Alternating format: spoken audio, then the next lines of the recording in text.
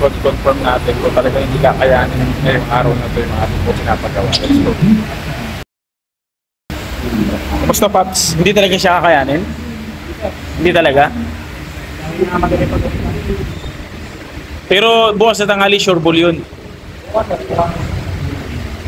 At dahil nga hindi kayang matapos ngayong araw po na ito, yung atin pong ipinagawang makina ng motor, ay sigurado na po na makapagko-commute po tayo. Pero bago po yun, syempre, tinignan po natin yung atin po mga pinapagawa. At sabi ko nga po, yung mga pyesa na tinuturo ko po dyan, ay mga pyesa na hindi na po gagamitin.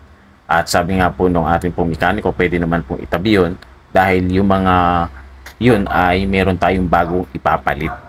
Kaya naman ito, ready na po natin at bago tayo umalis ay pinabili muna tayo ng coolant oil sa gear oil at kasama na rin po yung tinatawag po nating spark plug para po dun sa bagong gawa na ating pong motor para swabing-swabi po ang ating pong paggamit sa araw ng kinabukasan. Kaya commute muna tayo ngayon mga tol.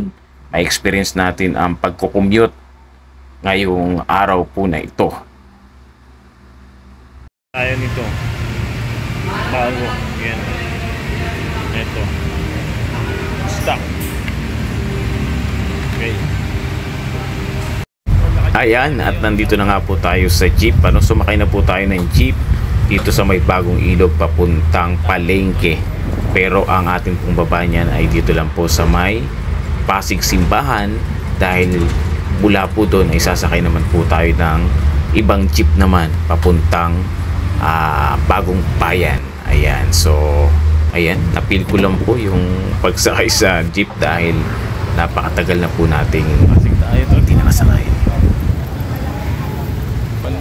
Ngayon mag-aabang naman ako ng jeep dito sa may Pasig papuntang Bagong Bayan. Ayun, sakayan. Sakayan ng jeep papuntang Bagong Bayan. Tara. Meron. Kaya maluwag pa.